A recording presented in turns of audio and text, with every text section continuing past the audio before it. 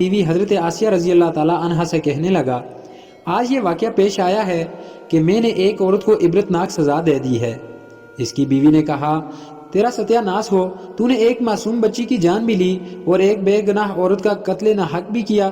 فرعون نے کہا، میں نے اس کو اس لیے عبرتناک سزا دی کہ وہ مجھے خدا نہیں مانتی تھی۔ یہ سن کر حضرت آسیہ رضی اللہ تعالیٰ عنہا نے کہا کہ خدا تو میں بھی تجھے نہیں مانتی، بلکہ تو ایک عام انسان ہے۔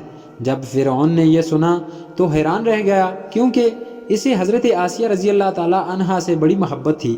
حضرت آسیہ کو اللہ تعالیٰ نے بڑا حسن و جمال عطا کیا تھا، اس وجہ سے وہ ان سے بڑی محبت کرتا تھا۔ چنانچہ فرعون کہنے لگا، تم کیسی باتیں کر رہی ہو؟ وہ کہنے لگی، میں بالکل ٹھیک کہہ رہی ہوں کہ تو جھوٹا ہے۔ فرعون نے یہ بات سنی تو اس سے بہت غصہ آیا، لہٰذا کہنے لگا، میں تمہارا بھی وہی حشر کروں گا جو میں نے مشاد کا کروایا ہے۔ وہ کہنے لگی، تو جو چاہتا ہے کر لے، میرے ساتھ میرا پروردگار ہے۔ اب میں نے فیصلہ کر لیا ہے کہ میں اپنے پروردگار کو نہیں چھوڑ سکتی، البتہ تیری ہر چیز کو لات مار سکتی ہوں۔ جب اس نے یہ باتیں سنی تو وہ دربار میں آیا۔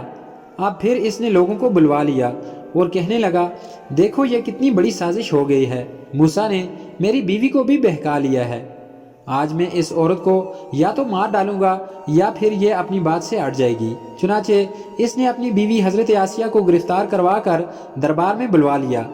وہ تو ملکہ تھی، ان کے اشارے پر نوکر چاکر بھاگ بھاگ کر کام کرتے تھے، لوگ احترام کی وجہ سے ان کی طرف آنکھ اٹھا کر بھی نہیں دیکھتے تھے۔ آج وہ فرعون کے دربار میں ملزمہ بن کر کھڑی ہے۔ فرعون نے انہیں کہا کہ تو اتنے عالی شان محل میں رہتی ہے، اتنی نعمتوں میں پلی ہے، میں تجھے اپنی محبوبہ بنائے ہوئے ہوں، تجھے اب محل کی ناز و نعمت والی زندگی سے محروم ہونا پڑے گا، بہتر ہے تو اب بھی باز آ جا اور مجھے اللہ مان لے۔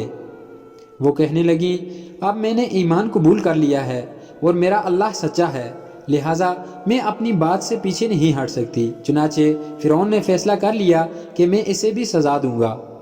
فرعون نے سب سے پہلے سزا کے طور پر اسے رسوا کرنے کا فیصلہ کیا۔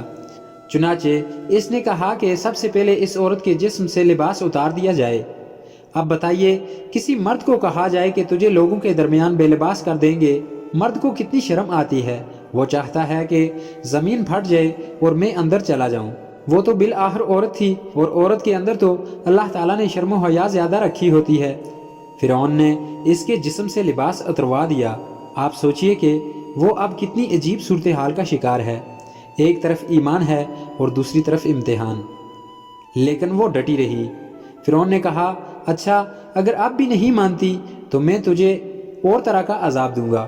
چنانچہ فرعون نے کہا کہ اس کا منہ میرے محل کی طرف کر کے لٹا دو، تاکہ آخری وقت بھی نگاہیں اس کی میرے محل پر لگی رہیں اور اس کے ذہن میں یہ بات رہے کہ میں ان نعمتوں کو ٹھکرا کر ذلیل و خوار ہو کر مر رہی ہوں۔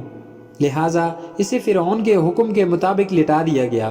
اس کے ہاتھوں اور پاؤں میں لوہے کی کیلیں گاڑ دی گئیں تاکہ ہل نہ سکے۔ اس کے بعد فرعون نے لوگوں کو بلا کر کہا کہ اس کے جسم سے کھال کو جدا کرنا شروع کر دو۔